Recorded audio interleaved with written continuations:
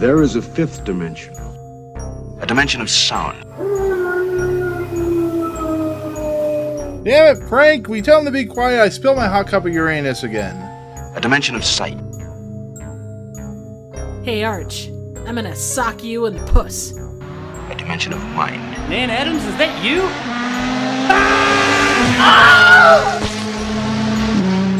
Next stop, the Twilight Zone.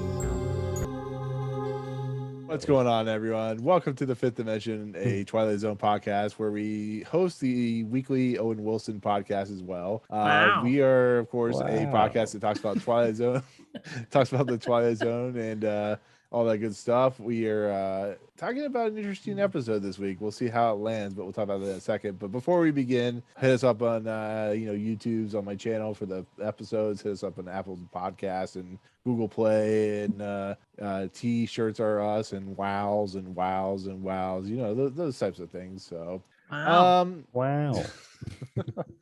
So as always, those voices you hear are, of course, the man who ain't got no intro with dolphin noises, Jacob from Jacob Vander Reviews. How you doing, Jacob? I'm doing good. I'm doing pretty good. I'm looking forward Yeah. to talking about this episode I've heard so much about. I know we might actually get in a physical altercation. So it might take a few hours to get to that altercation, but we might get there at some point. You know, maybe I'll cross the bridges of Podcastum or whatever. I don't know. Yeah. Bridges of pudding? Yes, There's lots of pudding shoulders banana. on the way there. Bridges of you're pudding. see a The car- I'll hitch a Jacob ride Vander with story. man. Yeah, you're gonna see a car pull up and it's gonna be Dan Adams. Nice. And of course the other voice you hear is the one that's always delivering the boost to the poll of that invigorates the podcast. And that of course is Triv.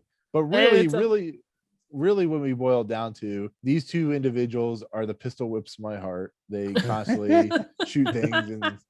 And what's going on, Triv? How you doing? Doing all right. I don't know how to boost polls, but I can most certainly try.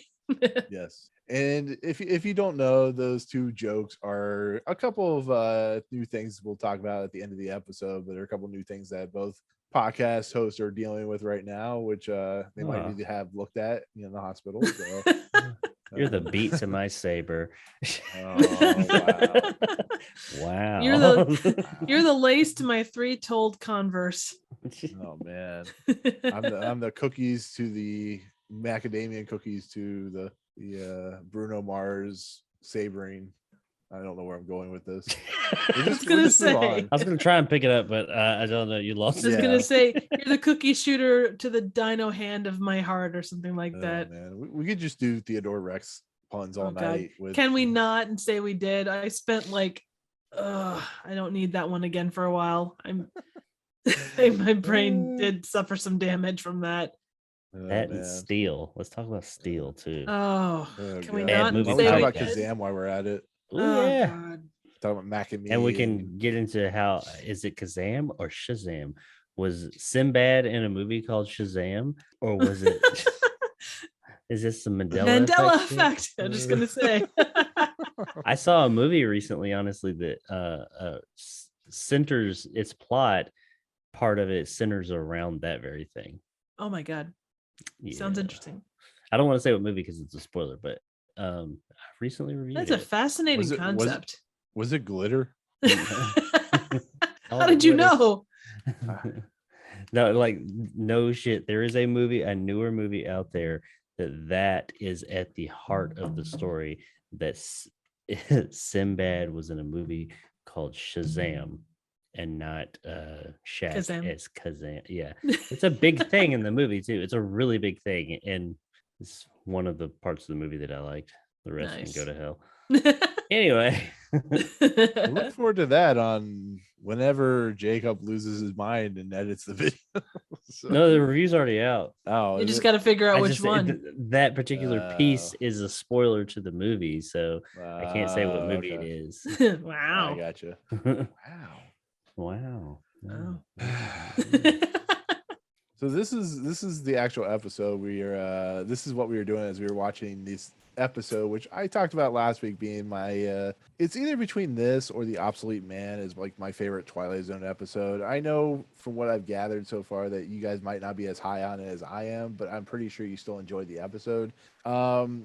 Today we're Episode talking sucked. about. Yes, yeah. we're officially, knock down, drag out, fighting. This is what Jacob always wanted on this when he came on this podcast, is a pure breakdown of societal norms. Yeah. Gets in the car was and gonna drives say however that. many hours down, and then Yeah. comes to next door and beats his face in. Yeah, Triv is like, I'm just here with the popcorn. Yeah, exactly. Well, I'm far too far away to get there in any decent time, so Exactly.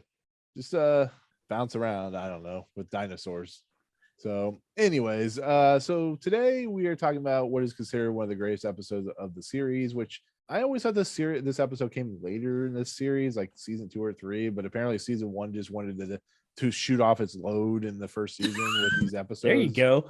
Yeah, I'm rubbing off on them, people. woo! Yeah.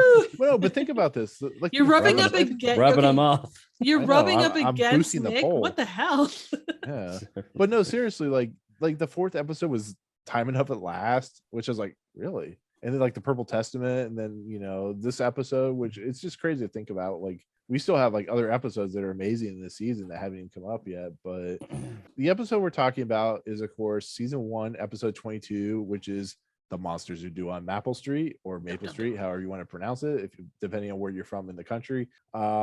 It is an episode that is directed by Ronald Winston. It is very important to Rod Serling, as you can tell from the episode if you've ever seen it, which I know 99% of the population has seen this episode at some point or fashion. Production code 173-3620, which is the 20th episode recorded, aired on March 4th, 1960. Writing time for Cinco de Mayo. Or no, that's not Cinco de Mayo, it's May. What would come May in, 5th. what comes in March? St. Patty's Day. Yeah, St. Patty's Day. So you need to get drunk when you watch this episode. Woo! I'm drunk all the time anyway. Absolutely. Absolutely. I'm drinking Zevia, so I'm not really that drunk right now. But I did drink some vodka last night during the playoff game, so that was interesting. Coffee. And I got this cup over here. I still don't know what's Or in am it. I? You You never know what's in the flower cup. There you go. I like it. That's why you're so funny. You're like the guy in Friends who, when they make him stop drinking, he gets unfunny, that type of thing. So this episode stars a lot of people. It stars a lot of people, but the people that are most important are Claude Akins as Steve Brand, Barry Atwater as Les Goodman, Jack Weston as Charlie Farnsworth, Burt Matcalfe, who is actually probably the biggest actor in this whole entire episode, who plays Jack Weston is the most important person, is like actor wise. Burt Matcalfe, who plays Don, Amzie Stricklan, who plays unnamed neighbor, and I just love that there were some neighbors that just didn't have names; they're just unnamed. And Barton as Miss Brand. So those are like the most important of the characters. But I want to know who played the poor guy that ended up being shot in the face. That was Pete. That was Ben Erway, who has no Wikipedia page. So Well, that's not right. Dude got shot in the face. I mean, I think he deserves a Wikipedia page for that alone. yeah, that was Unnamed neighbor gets a Wikipedia page. I know, bastards. The hell? And then I know. but okay, so this episode is an episode that is one of the most prescient episodes I think you'll ever watch in the Twilight Zone. This episode could literally stand on its own as being a cautionary tale for every decade imaginable in the history of the world, or the United States especially. Of course, this episode came out during the Cold War, so there's a lot of paranoia going on. But the way these people act, and we'll get into the nuts and bolts of it, but the way these people act is, you see it on the news. I'm not gonna beat around the bush. You see it on the news. There are these types of people out there right now, and it's a big fucking mess at the moment. But go ahead, say it. Go ahead. I was just No, gonna say. I know. Oh, No, go ahead. I was just gonna say. Well, the thing about this episode, just from the offset, is that anyone can kind of fall into that trap of that. And I mean, yeah, I guess that's kind of it. You don't know what I was thinking for a good portion of this episode. If it's not porn, I don't want to know about it. Well, I mean, it could be. I mean, it could be porn. If there's not porn of it, it's our duty to make porn of it. But exactly. I mean, it could turn into an orgy.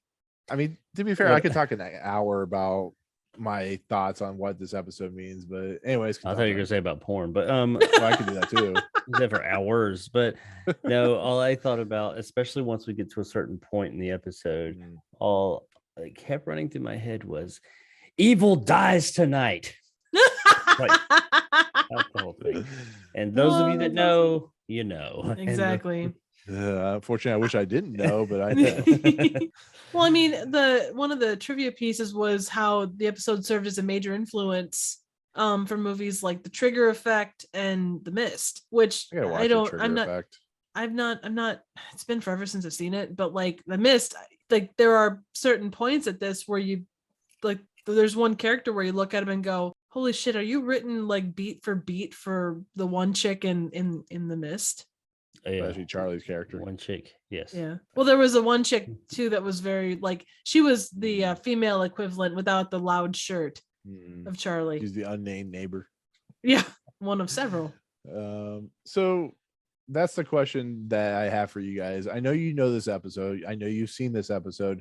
Do you remember this episode? Is this something that you clearly remember what happens at the end? Like I said, it's literally one of the episodes they premiere every year on Twilight Zone Day. It's considered one of the most influential episodes of the series. But do you guys remember it very well? I know, for instance, Jacob, you haven't seen a lot of these episodes for 20 years, but I'm assuming you know this episode well enough, right?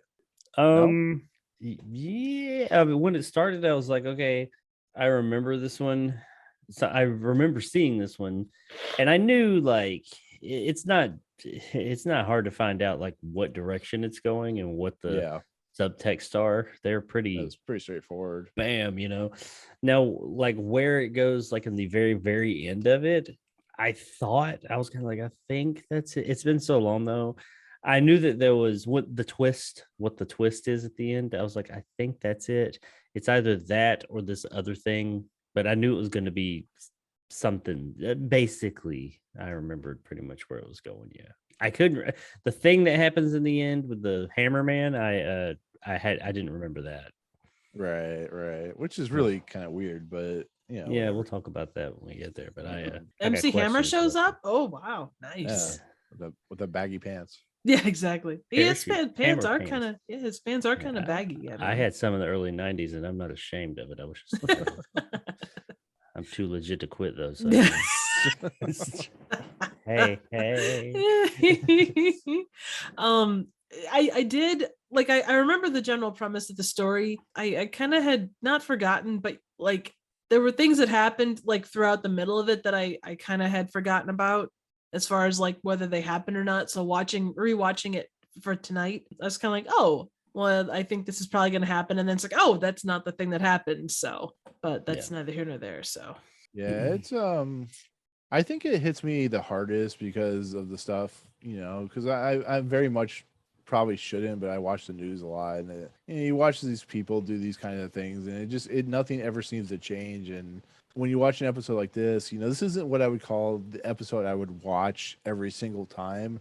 I'd probably go to something like, I don't know, a fun episode like Elegy or something like that. But I think it's an episode that has a lot to say, and it has very many things to say that I'm sure Rod Serling was feeling at the time more than anything. But to kind of start out, the episode opens up pretty quickly. Actually, it doesn't waste any time getting to its plot, except we see an ice cream man. He's walking down the street. A beam of light, because they're apparently listening to who's Blinded by the Light. Was that Billy Joel? Blinded by the light.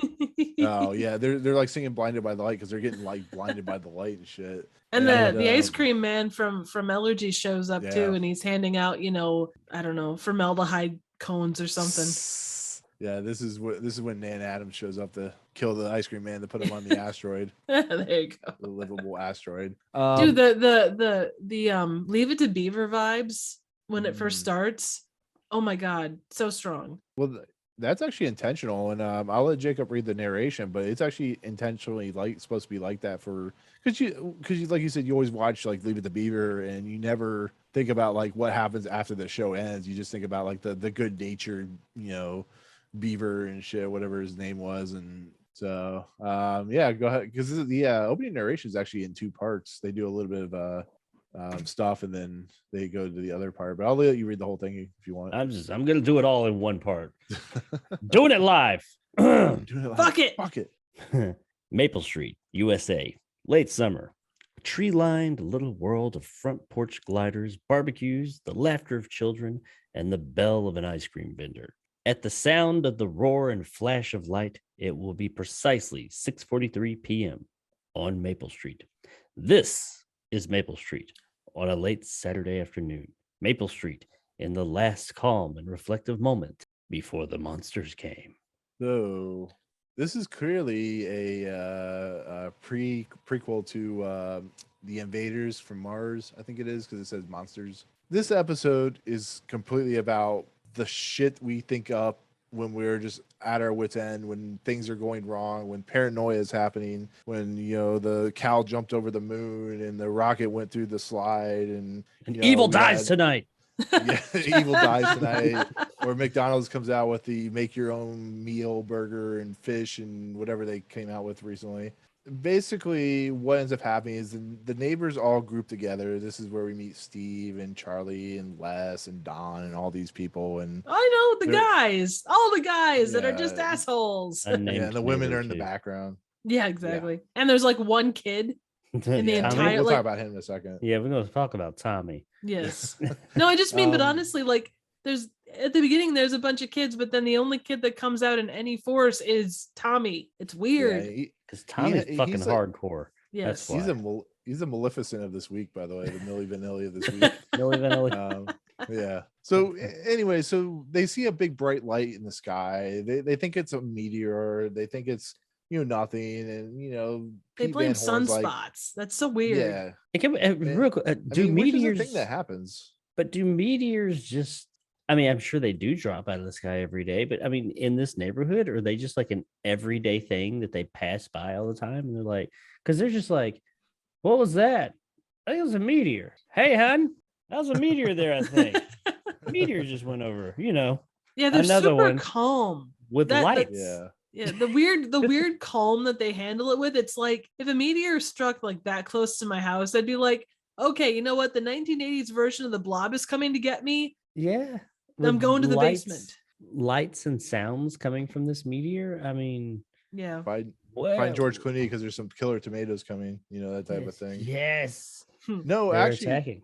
You remember back I think it was like 3 or 4 years ago when there was a thing that flashed across the sky. It was a meteor or whatever flashed across the sky in Russia, and everybody took footage of it, and it was like really bright, and everybody started freaking out thinking it was like an alien invasion or a nuclear bomb or some shit. That's kind of like what's happening here, except they just don't know what the hell they're talking about, that type of thing. But it wasn't that. It was a meteor, man. Yeah. Wow. It's a big meteor. Wow. Wow. Meteor Man, Tommy Davidson. Anybody else get that?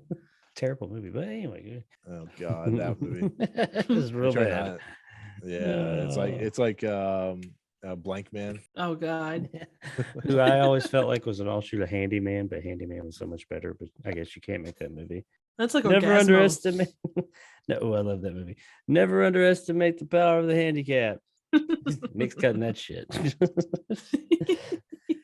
You cannot talk about anything from In Living Color. It's offensive. Yeah, it really is surprising how offended people get when you talk about Last of Us in a movie about Gaia or whatever. It's so stupid. I hate comments.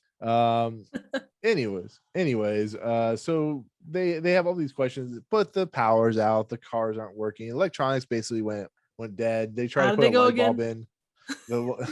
The light, they try to put a light bulb, and they have like the little switch thing, like the pull down string, which I didn't know was a thing. Apparently it was. It was the 60s. Everything was pull string. Was pulled down. Yeah, exactly. Yep. And this is where they start like grouping together, and they're questioning everything. And this is when Tommy decides he's going to do the Back to the Future kid thing, where he's going to come out and just like ejaculate all this fucking knowledge on people and shit. And it's just like, man, I'm rubbing off on you guys so bad. He just sprays it everywhere. I mean, I got a new mic, so I got to break it in somehow, that type of thing. But that's how you break in a mic. You spray it everywhere. Exactly. It's kind of weird. Skeeting all over the place. Yeah. Anyway, so Tommy's basically he's like, it's aliens and they're over us and they're landing and you'll never leave this block. And I read it in the picture book. In the comic book. Yep. Yeah, I read in a picture book. And it's like when you watch a movie and you have the kid with the imagination, but he sees like he does like the cry wolf thing, and all of a sudden he is attacked and he does the cry wolf thing again, but nobody believes him. That's what's going on here. They're like, go away. The adults are talking. we're trying to figure out what's going on. So Pete Van Horn decides he's going to go to the next block to figure out what the problem is, and he disappears for a while till a certain incident later on. But it's basically, it starts the slow ticking of the brains, because this kid's an idiot. Slow ticking of the brains because these people in the neighborhood are idiots, of the paranoia that starts kind of unleashing when Les comes into the mix. But it starts out just kind of normal, and then things start to slowly kind of build to Evolve.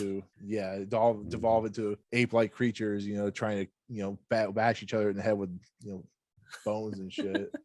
What's that? I think we watched a different episode.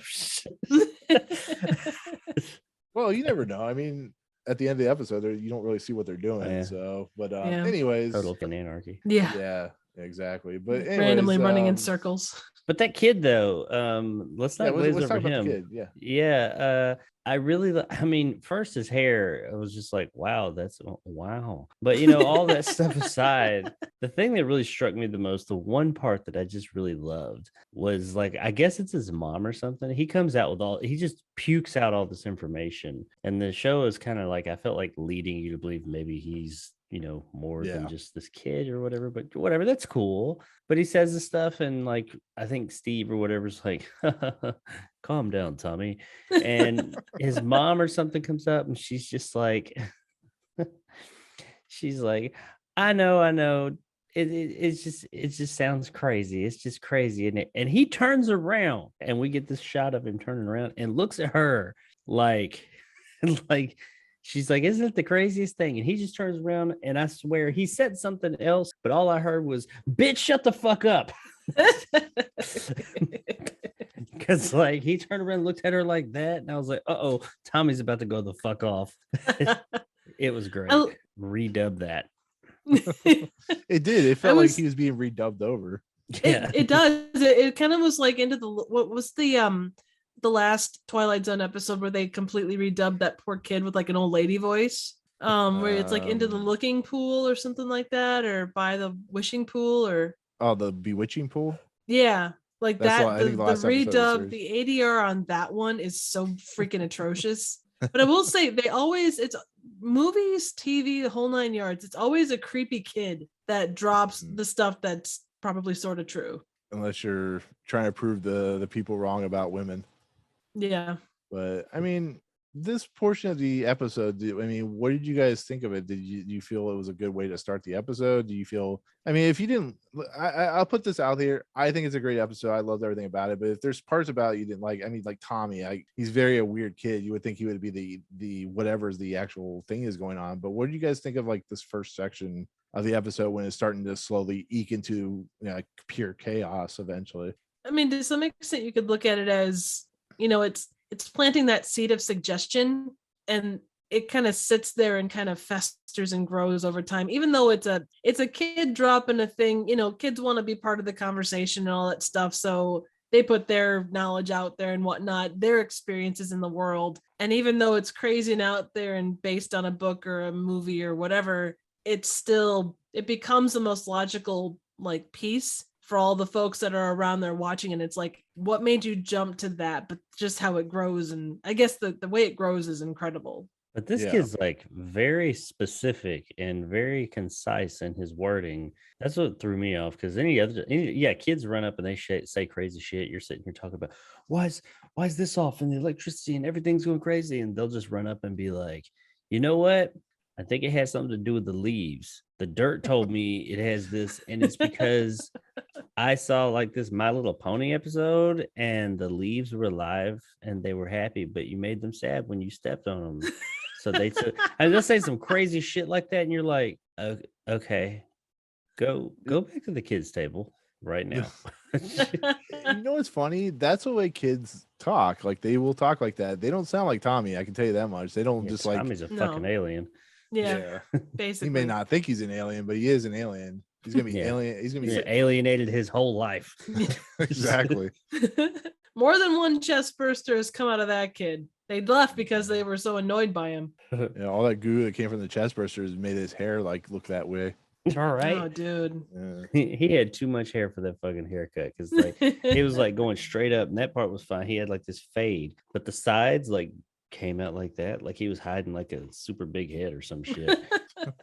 It's like, dude, get a haircut before you get a haircut like that. That didn't make any sense. Yeah. But a hairdo like that, like it's supposed to go straight up on the sides, but kind of like came out like he's wearing fucking cans like me.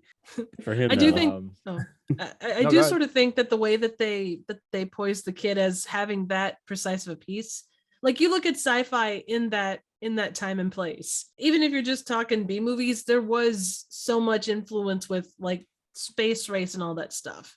And I think that specific of a piece, like stuff went to hell so fast. Everybody was just like, well, look, he was right. You know, it's like last week when you were talking about how you saw like didn't see Grand Dams anywhere, Jacob, and then all of a sudden you saw Grand Dams everywhere. Grand It's Prix, kind of- yeah. Grand Thomas Prix. everywhere. Sorry. Yeah, you're seeing all the stuff that makes you think, well, crap, he's right, you know?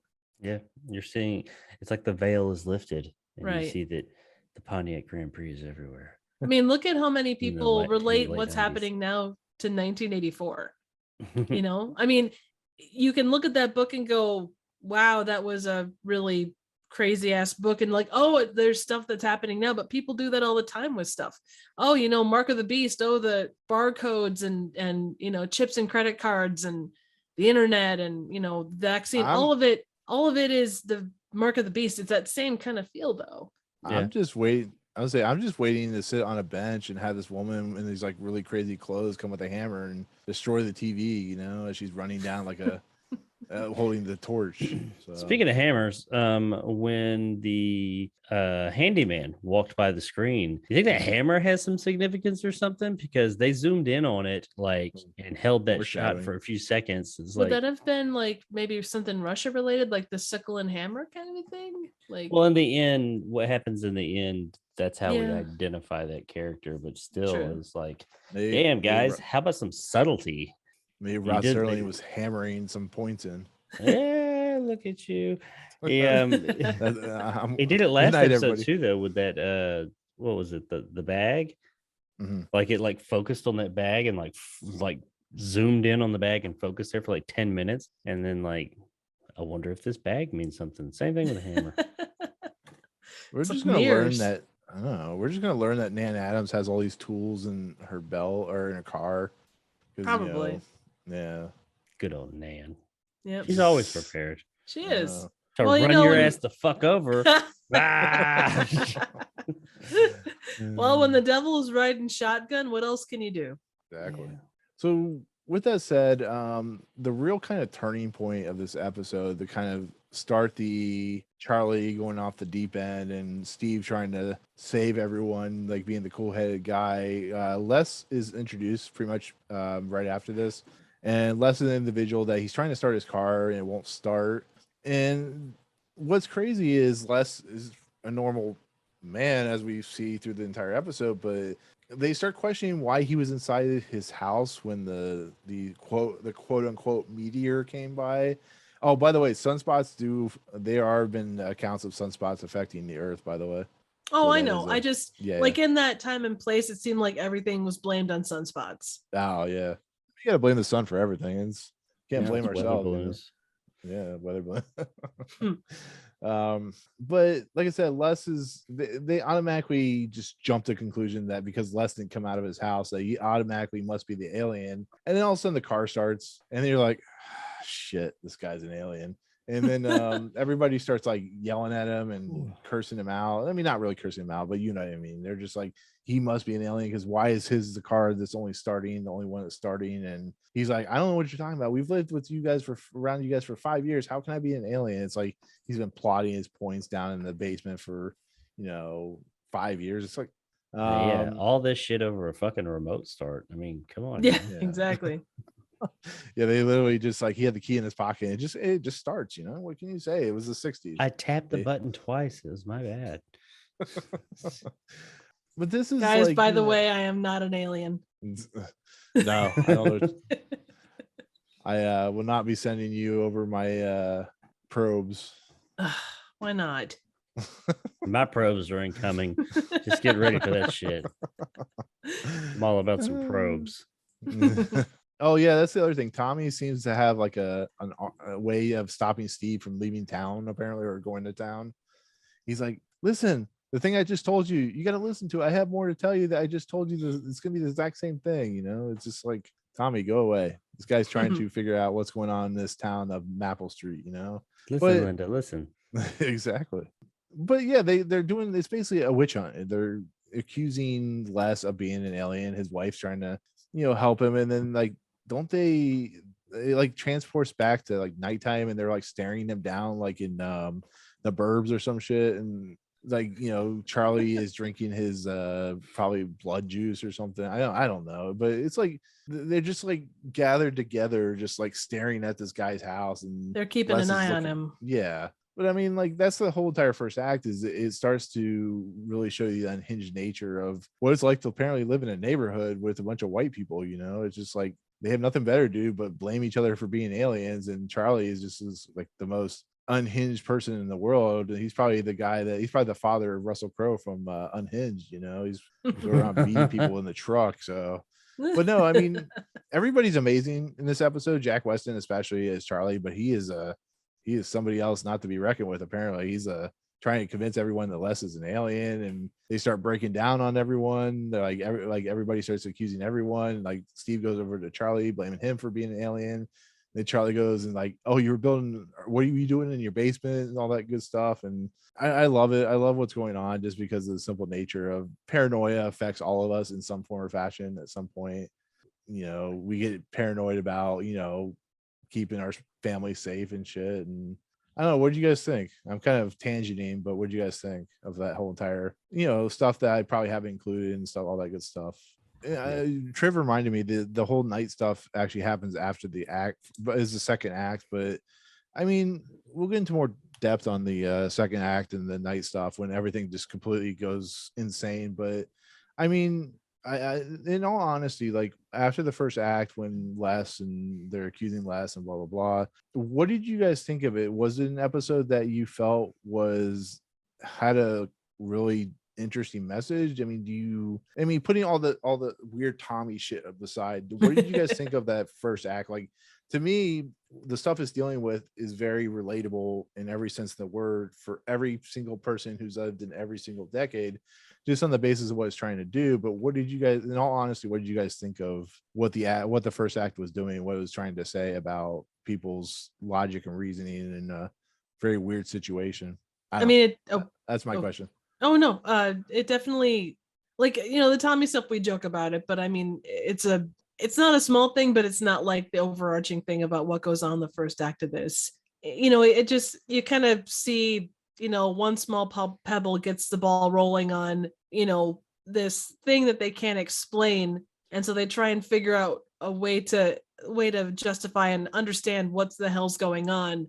And for some reason they go to like the furthest possible thing that you could possibly imagine, that there's aliens and that they're among them, and that, you know, the one person that's not there, like the guy, you know, can't get his car to start. He gets out of the car, a little bit of time passes, and then all of a sudden the car starts, and they automatically go, well, you know, this guy's clearly an alien because his car started without him in it.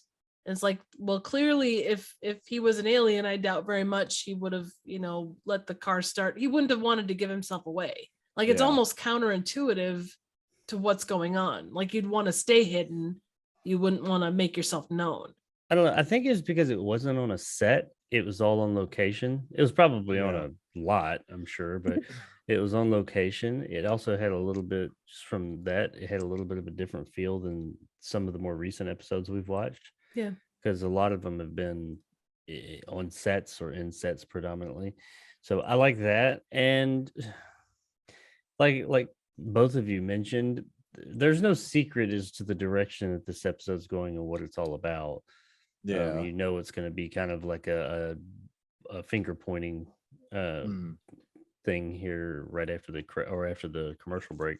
But I like how they set it up. And even though, like, we joke, like Triv said, we joked about Tommy and all that, you got to have that character that gets the ball rolling, especially in a 25-minute episode. You got to have somebody come along just like, hey, by the way, bleh, here's that, you know, roll with it. You know, exposition. And what better? I mean, have a kid who said, I've read it all in my comic books, you know, and that's cool. I liked how it illustrated, especially during that time when paranoia was on the rise, or it was at all-time high, probably Cold War and Cuban Missile Crisis and all that. It showed how everybody was just so quick to turn on literally their neighbors and just point the finger. Just real quick, be like, oh, it's them. They're there, and you see it all starting here in the beginning here. Like you got the guy, Charlie. Charlie, who's trying to start his car and all that, and or Les. like, That's Les. Okay, Les, and they're Yeah. like trying to start his car and it didn't, and then it started without him in it, and he's like, yeah, that's weird, but that doesn't make me a fucking alien. And they're like, yeah, it does. He knows something about it, and the guy's just like, what the hell? You guys are crazy. Now that guy did act weird as hell. I'm gonna say, I don't know if he's a monster or an alien, but there's something up with him. He's got something in the basement. There's some people tied up or something. He just seemed a bit weird. Yeah. He responded weird, but I think that was purposeful as well. I think that they did that anytime it focused on a character, and if they could or could not be, have something to do with whatever's going on, it always made them act a little bit odd. So Agreed. It kind of, I think the show was trying to placate to that and just like get us to thinking, oh, could it be them? Could it? Yeah. But yeah, I thought it was well done, and I mean, it plays a lot on the paranoia of the time. Mm-hmm. And I think Nick mentioned, even though this is specifically paranoia of like Cold War and war coming to us and being blown to hell, being invaded by outside, aliens, if you will, it is kind of timeless, and like you see people acting like this now. People are so quick to turn on somebody in a heartbeat because of an implication of somebody said a thing. Oh, well, it must be true. We see that a lot now. So I do think this is still a relevant story up to this point, at least. We'll throughout the whole thing, but especially up to this point, even today. Oh yeah. Well, they actually, when they relaunched Twilight Zone in 2002, it said they actually remade this episode, but with more of a focus on terrorism and not so much, aliens. And it was a government-based thing, not an alien-based thing. And we'll also add, like, they were talking about, like normal things that people do. So Les would stand outside at night and stare up at the stars. That's in the second. Yeah. Or is it in the second half? Oh, shit, yeah. Well, no, I was gonna say. Well, no, they talk about it in the first half. He said because it's daytime. It's daytime when he says, "Oh, yeah, it's insomnia." The only thing I'm guilty of is insomnia. I mean, he talks about it more at night because apparently they just stand outside his house and he stands there, comes out with his milk. I'm telling you, it's the early rendition of The Burbs. I'm telling you, they're watching the Klopex. I love The Burbs. Oh, such a good movie. I haven't watched that forever. Yeah, same. Especially the barbecue scene, the one like the nightmare scene, and there's like Texas Chainsaw Massacre mixed with like the story of the guy who murdered his family or whatever. But no, there's a part where Steve goes, or Tommy goes, they usually send 4 people, a mother, a father, and 2 kids. I'm like, I don't ever remember seeing Les have 2 kids. So it's basically what's happening is these people, you're under extreme pressure or under extreme stress when something like a flash of light comes out, and so you have this weird ass kid, and all of a sudden you just have inklings of like, holy shit, there might be actually aliens. Like, this is the Twilight Zone. There might actually be aliens. And I thought that was quite fascinating that, the dive stupidest into mob thing mentality too. Yeah, true. It's like that whole herd mentality thing, and fear can come from anyone and everyone. It brings out the worst in folks. And evil dies tonight. Yeah, exactly. Exactly. Then there was the one thing that this was missing from that perspective is a lady with an iron. There was no lady with an iron, and that made me sad. Or just a lady staring out the window, and just the killer just pops out at random out of nowhere. That type of thing. Spoilers. No yeah, exactly. Oh, we're just talking about evil dies tonight. I don't know what you're talking about. Random stuff we see on television. So exactly. Happens early and often. And at the end, evil ends. Oh god. Fucking movie. Tell us how you really feel. Should have put it on my worst of the year list. So anyways, like we said, the episode comes back from its act break, and they're literally all staring down Les and his wife. Like I said, I don't remember seeing any kids, so unless Tommy's one of their kids or something like that, you don't see them having kids. But basically, like I was saying earlier, this is like the culmination of all the shit that starts to kind of unfold, that's bubbling up as the episode's going along. And you see Charlie accusing Les, and then he starts accusing Steve. You see Steve accusing Charlie. You see a guy, we don't know his name, I can't remember, it's like Burt or some shit. He's like accusing this, and they're all starting accusing everybody. And you know, it starts to basically show you what happens when shit just comes to a head, and it starts getting fucking bug nuts. I mean, there's a point where they're like all arguing with each other. And then the guy comes Bug down walking nuts. down. Yeah, bug nuts. I like that. Fucking good. bug nuts. Oh, I've used that word for years. I love that line. I can't remember That's where I was in a movie, but I like it. yeah. Bug nuts. Well, being when we insane. don't have like a word for the lexicon, that's a good kind of replacement one. I mean, I got one. Oh, do you? I mean, it ain't great, but you know, it's like a you scared acting like bunch some of rabbits. scared of fighting rabbits. Yeah. Oh, yeah, that's true. I That's the will best I can come also. up with. Oh, that's okay. I will You can also do add the Monster Quest. lighting. Everyone is on a monster quest. There you go. The lighting when they come back from the break on Les and his wife, like it's kind of lit from the bottom, so it kind of gives them that eerie lighting. So it does kind Yeah. of reinforce the fact that there's something weird about them. That was a cool effect. I like that. Oh yeah, the show. I actually did a review of a movie today where I talked about the same thing. It's one of those, just like the show. It's the whole time. It's who did this thing, who's involved, and whenever it's talking about, it does a good job of leading you down the road with them as to could this person be a part of the thing. But you know the whole time it's all misdirection. You're Yeah. like, Yeah. the show's trying too hard. The story is trying too hard to point me in that direction. So I feel like maybe it's the person doing the pointing. I don't know. It's like the thing.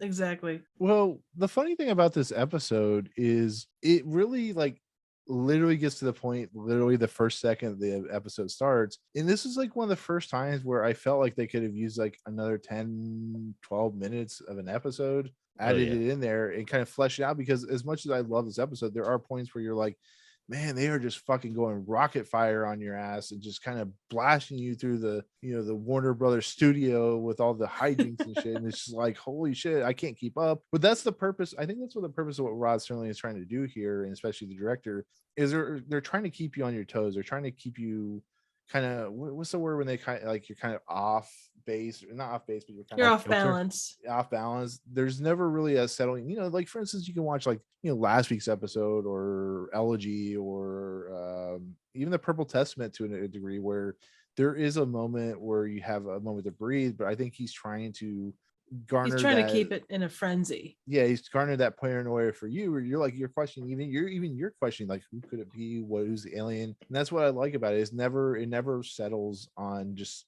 letting the episodes continue, which makes you want more out of it. That's what a good episode does, or a good movie does, where it gives you just enough but never will go too far. And some of the episodes we'll see, especially in the fourth season, do that. They go too far, and that's what pissed off Rod Serling. But this gets to a point where they see a guy walking down the street, and of course we see the hammer, so we know it's P. Van Horn. It's like we're given that information that they're not given. So what is crazy and what I love about it is they grab a shotgun and they have no idea who this person is, and Charlie's just like, fuck it all, and he just shoots the guy cold cock just in the face. And what's crazy is like, it's like when you know who the killer is, or who Superman is and nobody else knows, it gives you a realization that these people are just on their fucking nut, off their fucking nut, and they've just lost all sense of reality, and there's nothing you can do about it. You knew this guy was killed, as an individual, but there's nothing you can do about it, as much as you want to scream at the screen.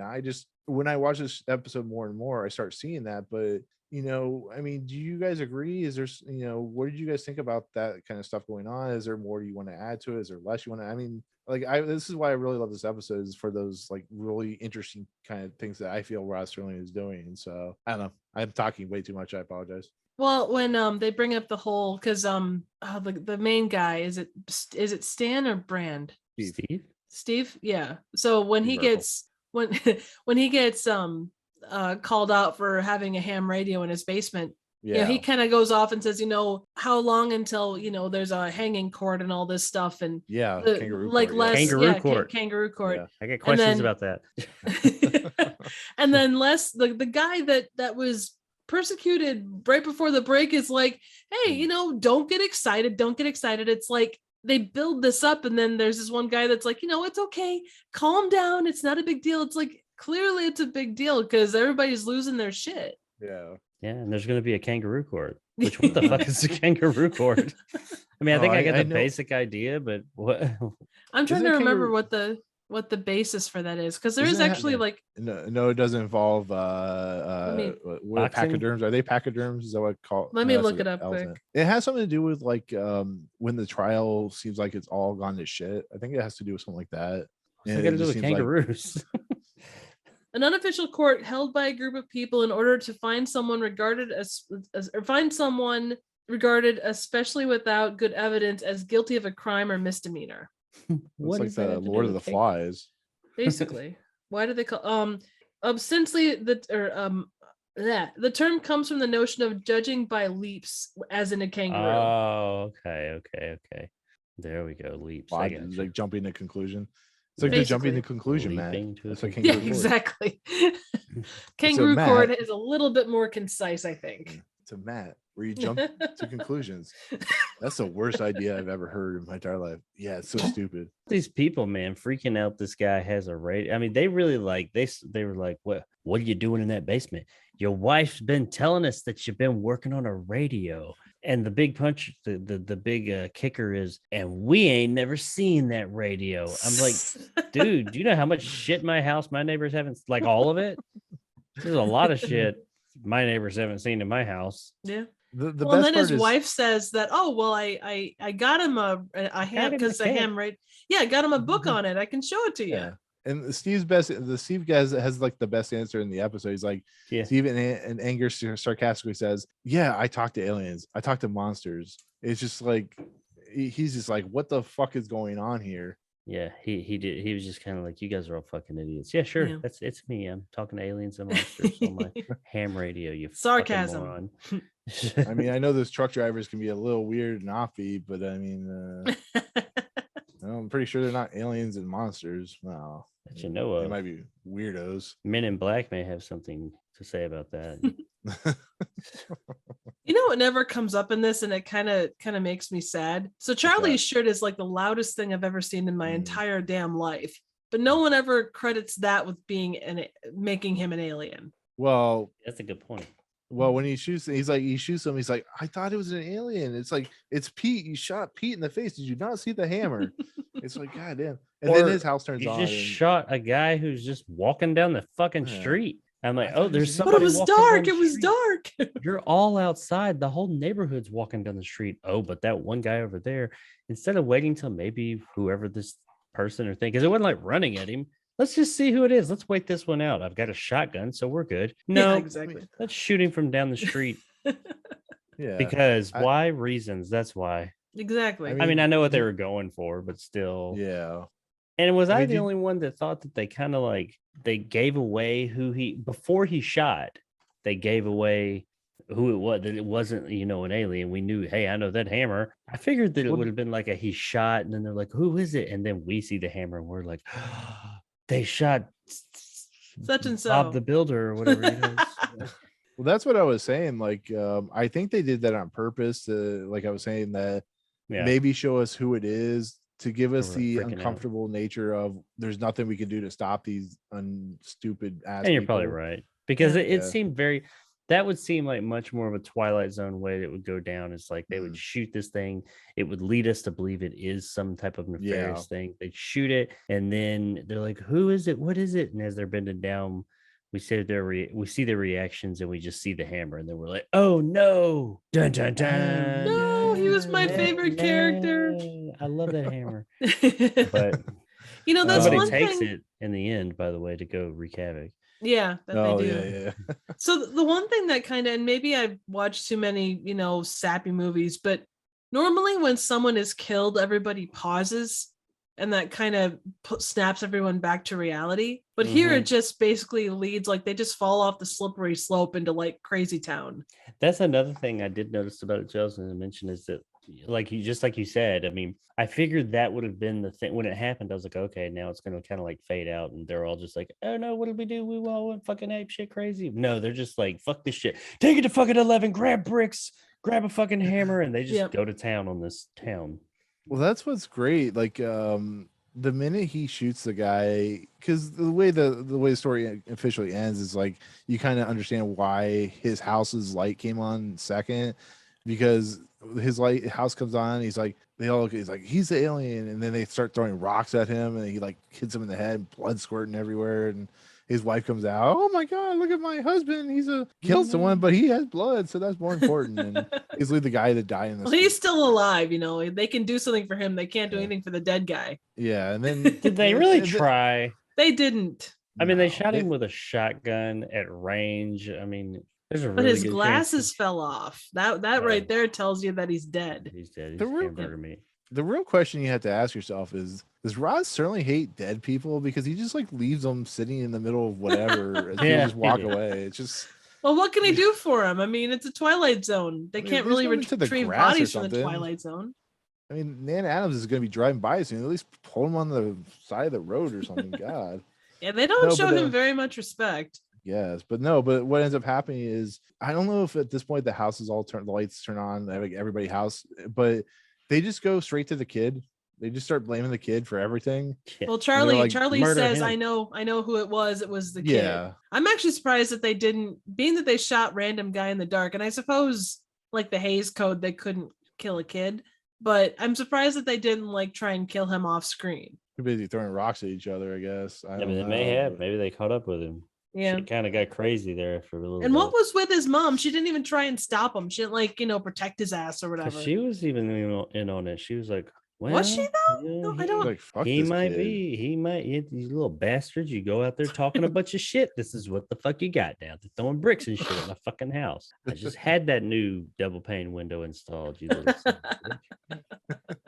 You get what you deserve. That was the tough love of the 60s right there. And that's why we got some real, like, men and women come out of that era, because she didn't play. She was like, you get what you deserve, fucker. I don't care if you hit are the my fucking head. youngin. Yeah. Fruit you of my survive. loins. I don't I care. want you to survive, but you got to survive this world first. Exactly. Oh man, Bricks I and can't all. talk about it, but there's a good moment in a certain show I watch where that has the same kind of attitude when it comes to kids, but not killing them, but just making them pay for their consequences. But so what happens from here? They chase after the kid. All of a sudden, people's lights are coming off and on, just shit just going haywire, and all of a sudden they just grab pitchforks and bats because apparently they're going to break into each other's houses. I don't know. There's not really much they can steal that they don't know Hammers. about. Or They want to check that ham radio.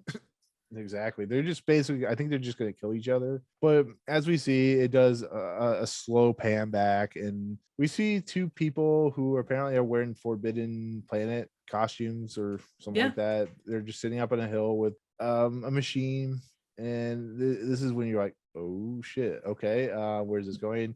And basically what they're doing is either they had a bet at a drunk frat party, or they have a commander who says, you know what I want you to do? Go to planet Earth, find Nan Adams, do whatever you need to do. But they basically, what they're doing is they're going from city to city, and they're showing the plights of humans and the paranoia. And they're literally causing the Earth, like Independence Day, they're basically allowing people to kill each other. Not really like Independence Day, but they're in essence like showing you how fucked up humanity is. And they're like, all right, what are we gonna do now? And they're like, oh, we're just gonna go to the next city and have them do the same thing and have the planet just like implode upon itself. And they kind of fly away, and you find out that aliens have been fucking with these the street of Maple Street. But it basically, in the end, is basically just a paranoia thing, and just they were able to exploit the human situation, human condition, and it shows you what happens when one little seedling gets planted. But when it slow zoomed out to these aliens, they were there. I know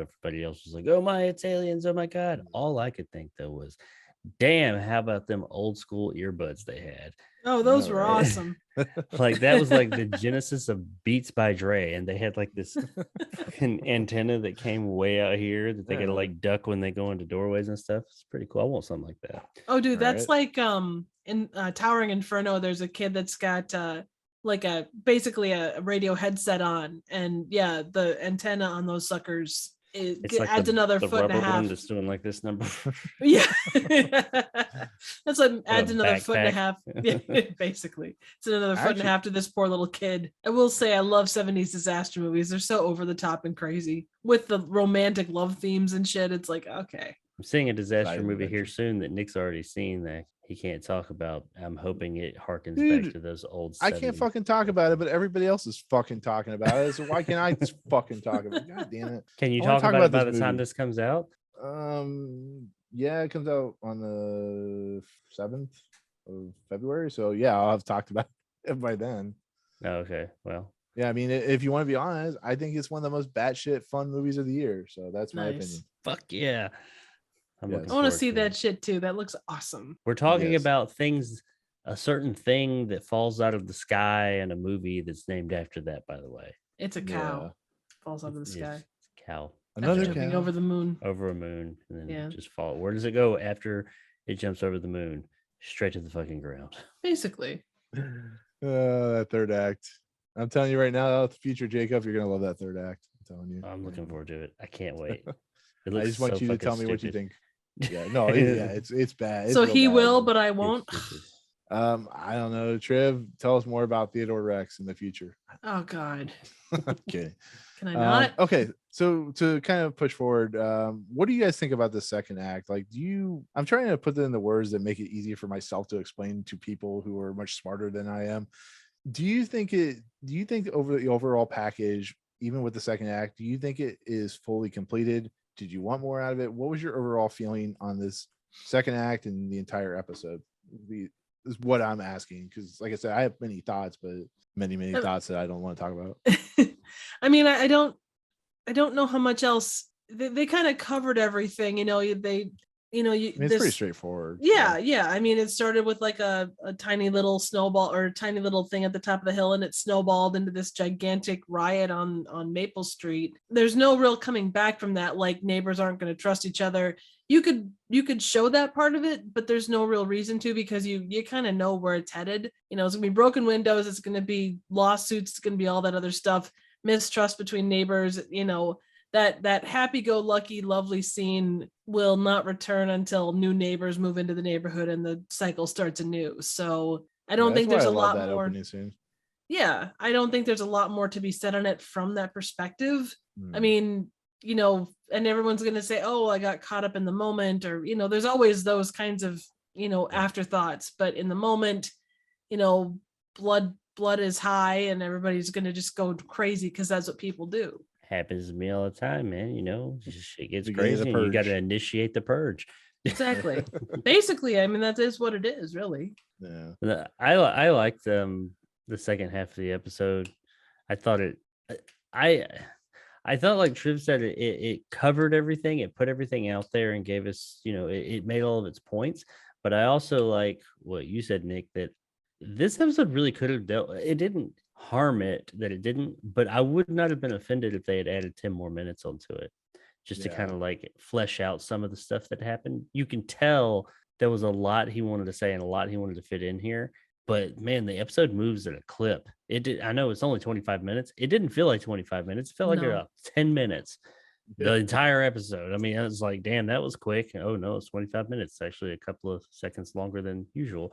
But and overall, the episode, I really liked it. Yeah, I'm not gonna sit here and say it's my favorite one, but it's up there. This is, so far at least, this was a solid episode that we talk a lot about when we're going to these episodes of like some of them are bottom or top heavy. I thought this one was even. Yeah, it was It well had balanced. It had a very interesting opening or first half where it kind of establishes everything and gets you to thinking, and then the second half was kind of like, you know, digging deeper into that. I thought it was very, like Triv just said, well balanced. Yeah, it's I know I went on like a tirade, not a tirade, but just a kind of a full-fledged of what I thought about the episode. But I think what's really kind of interesting is, I mean, we talk about like, you know, the war effects and like Purple Testament, and we talk about, you know, the lonely and stuff like that. But I think as an episode, I think what this episode does is it allows it to be of its time. It never feels like something that feels outdated outside of like the vernacular and some of the cars and stuff like that. But it's, and you watch like Jericho and stuff like that, it really is a thing that really inspires a lot of, paranoia thrillers and paranoia in general. And like I said, the way it's kind of paced out and it's just like a race car or something like that, it just fully goes at 100 miles an hour. And then you get to the ending, and you just realize it's a couple people trying to fuck up the earth and trying to destroy it. And it feels, I think that's why I put it at number one, like with the Obsolete Man, is just, it feels like it's something that, you're seeing in today's culture, and you're seeing 10 years ago and during the gasoline shortage or Iraq or whatever. It's weird how one thing, how our brains work and how it can trigger so easily. And we're all just like living on a planet that could be decimated in several seconds. And nowadays it would be the monsters are due on Twitter. Exactly. The monsters are due on comment section. Monsters are, on the internet. Yeah. Well, and that's the thing. It's there are a lot of timeless stories, and this is just a reinforcement that people, even though technology changes, a lot changes. People by and large don't. Yeah, exactly. Yeah. And to see like the juxtaposition from the beginning to the end is such a, it's an obvious, like the message is obvious. They're not pulling punches as to what they're trying to say. It's a message that, goes across time. And it's one of the things that makes the Twilight Zone great, because those messages, they don't change for good and for bad. Not in this case bad, but generally. You gotta wonder, is that why he made it aliens? Do you think he thought that this would be timeless, or do you think he was just like, this is an interesting story that's very in the now, right now, but little did he know that it would make sense through the generations as well? I think he had a pretty good feel for what humans were, but also I do think like how a lot of the stuff that the original Star Trek dealt with, they couldn't be straightforward. They had to, kind of skirt around stuff. I think it had to be something that was abstract enough where it wasn't a straight on, paranoia about, another country. It was, it had to be paranoia about something that was abstract a bit. Another race on another planet. Exactly. I mean, you could look at The Invaders is also a paranoia episode.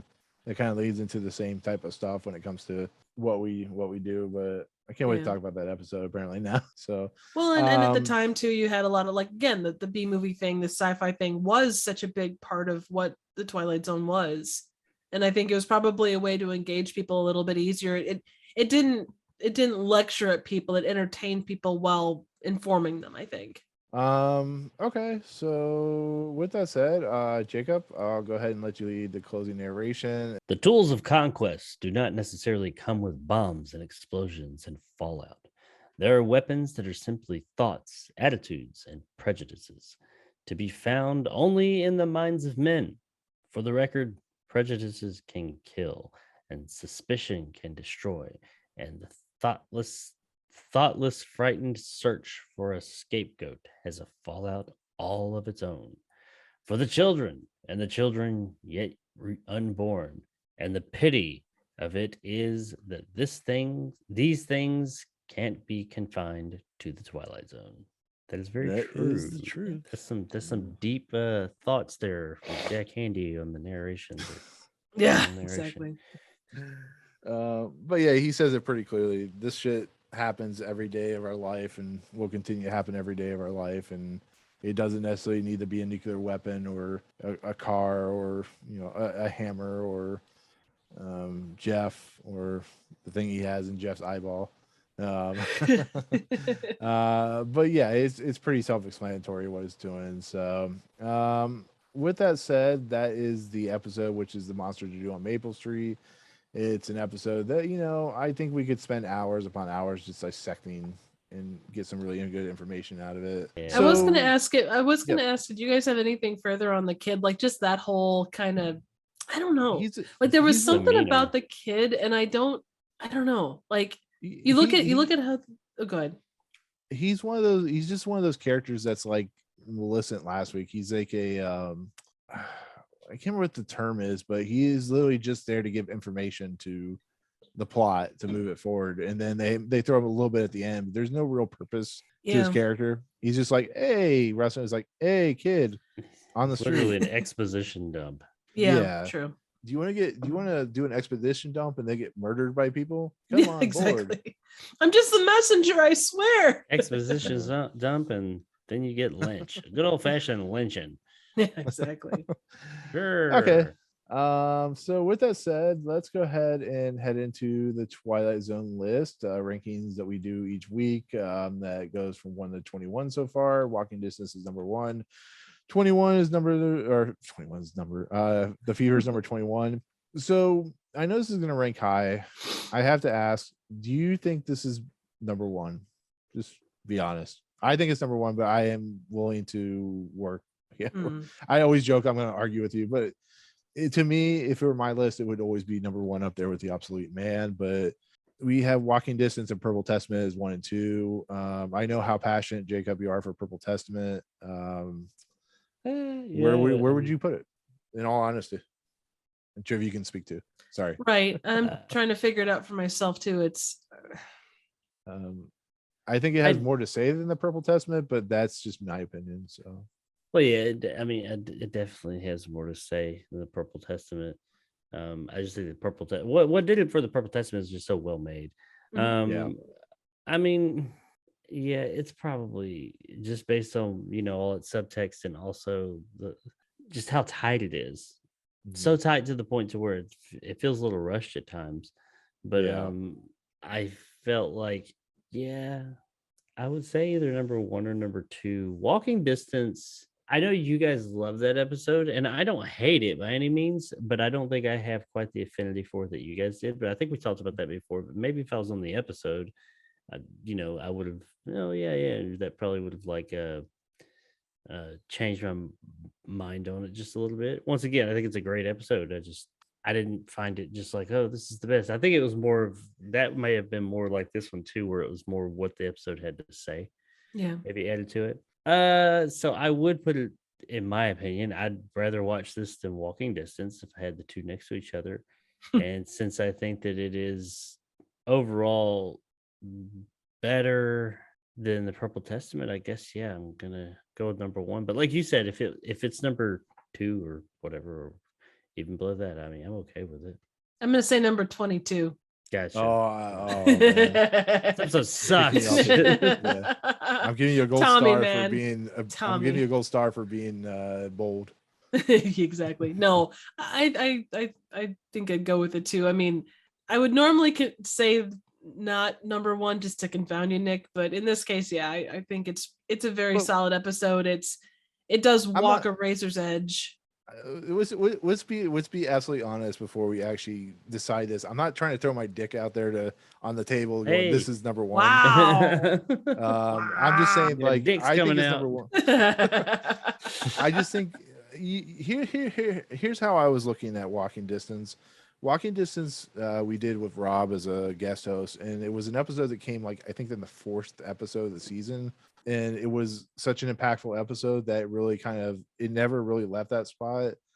But as we've seen as the series moves along, Purple Testament, to be fairly honest, if I were to do this list today with Walking Distance, I'd put Purple Testament above Walking Distance. But I think it's just how you view things at the time. But like I said, when it comes to Maple Street, I just think it has like an everlasting message that some of these episodes don't. Yeah. I mean, Walking Distance is more nostalgia, but I think what Maple Street does, and even Obsolete Man does, which I keep coming back to, is just how prescient they are and how scary it is to even think about this kind of shit being still a thing in today's society. And that's where I'm come down, why I would put it at number 1. But and I don't want to make you guys think that I'm like forcing you to do that. So no, I don't think either one of us is thinking that at all. I think that it's what you're talking about makes a lot of sense. It covers like the timelessness of the message. And it's a solid episode. It walks the razor's edge. It's like Jacob said. It's so tight, and it's just frantic from the first minute. You get that little nice opening scene, and then it's just like into chaos and just deeper and deeper into it. Yeah, it And is tight as hell. It's so much so that where it's almost like I said, it almost feels a bit rushed at times. Yeah. But it's, Yeah. that It's it 25 still minutes, a little so yeah, no, I I think understood it, why it was that way. They're having to cram a lot in. yeah. And I'll even make the case like later on when you guys talk about, the invaders, or we talk about the obsolete man, which, like I said, I keep bringing that up, but they could make a case for those being number one because they have, the same type of messages and, Yeah. the things about. So, Well, and that's down the road a bit too. I mean, yeah. for this episode at this moment, I mean, I think it falls as one. I mean, Cool Is with that it. cool with you guys? yeah, absolutely. Cool. We have a new We number wouldn't one. say it. Yeah, we wouldn't say it if we didn't think it. All right. Well, We're not, bowing down before you because of your dick's out and we want you to put it away. I try. So I win $5 because I won a bet. No, I'm just kidding. No, if Um, there's money exchange, it goes back to number 22. No, I'm kidding. Like I said, Yeah. I was wondering what you guys would think of this episode. Me talking about it for 22 weeks. So, No, it's so an excellent episode. There's absolutely no doubt Yeah. about that. So so with that said, new number one is The Monsters Are Due on Maple Street. It now takes over walking distance spot, which has been quite a while. 22, The Fever, still at the bottom. Probably stay there for, I don't know, probably the whole entire series. So we'll see what happens. But until the next terrible episode. exactly. But Ugh. the next episode. I was just saying, I can't take another one like that. At least till but the season next 4. Exactly. Jezebel. So with that said, that'll do it for our take on season 1, episode 22, which is Monsters Are Due on Maple Street. Next episode is not written by Rod Serling, written by Richard Matheson, directed by Ted Post. It's called A World of Difference. I don't remember this episode at all, so I can't tell you what I think of it at this moment. But yeah, we'll see where it goes from there. So with that said, that'll do it. Triv, Jacob, as the pistol whips of my heart, I appreciate you guys coming on as always. Jacob, when you're not gunning down VR characters or beating sabers or whatever you do, where can they find your content at? You can find me at Jacob Anders Reviews on YouTube. I also have a newly launched gaming channel, which Nick was referring to, where I do games and stuff. I'm doing a lot of VR stuff now. I'm really into VR, so I'll probably continue to do a lot of VR stuff, but there'll be other game stuff on there too, just regular games. Going to be doing a lot of streams, VR streams and other streams, but waiting to get a little bit more of a stable internet connection before I start to do that. Hopefully that will be soon. And you can also check me out on Twitter at Red Neville 2. But yeah, check out all our channels, but check out that gaming channel. I'm trying to build it up to get some I don't know, reach a broader audience, I guess. Always a good thing. You just did what's the song that was the rap song you did? Tricky. Yeah, Get tricky. That was awesome how it did Nice. like the circle thing. I thought it was kind of cool. So like the half circle thing. Triv, when you're not beating off dinosaurs with a hammer, where can they find you? Beating off dinosaurs. When you're not, I'm sorry, I couldn't help it. I'm sorry, It's Triv. I did not okay. mean for that. When you're not like hiding from dinosaurs in your theater with a hammer, where can they find your content? I'm beating sabers. She's beating off dinosaurs. Well, if I'm beating off dinosaurs, maybe that's what's in the cup. Beating off God. what's the name? Theodorus Rex. Theodore Rex, Yeah. yeah. Yeah. Rex. Yeah. Theodore Teddy Rex. You said Theodore Rex. Oh my God. The name of the movie has now become clear. Holy shit. There are actually a Yeah. lot of sex references in this, or maybe just my mind. Possible. Anyway, you can John find. Hammond's looking for that cup, by the way. Oh God. I'm sorry. I'm sorry. That's Go ahead. no, that's okay. Better him than other people that we won't DNA in a mention. cup. Yeah. Oof. Sorry. You can find me here on YouTube at Trivial Theater. I literally just put out my Theodore Rex review. Hopefully by the time this goes up, I'll have a new one out, but I'm not holding my breath. If so, it's Mystics of Bali, which is a wild ass ride. So definitely tune in for those. You can also find me on Twitter at trivia_check. Awesome. And me, you can find me at Movie Emporium on Twitter. As you're aware, I will be putting out a non-spoiler and a spoiler review for a certain batshit crazy film that may or may not be directed. That may or may not be directed by somebody who directed another disaster movie every 5 years. 2012. Yeah, 2012, and maybe Independence Day. Maybe you'll see The Day After Tomorrow. I don't know. So, anyways, find my content there. And once again, if you like this content, hit us up and subscribe. Also, hit us up on Apple Podcasts and Google Podcasts and wherever you find podcasts. Rate, subscribe, listen to it. I think actually we sound better sometimes on the podcast because I think the audio comes better through than sometimes our video does for some weird reason. But anyways, go there. And for Triv, Jacob, and myself, we'll see you next week on the Fifth Dimension. Peace out. Adios. Adios. Ah. Wow. Wow. Wow. Wow. So those voices you are Wow. hearing, everyone. No, Wow. Wow.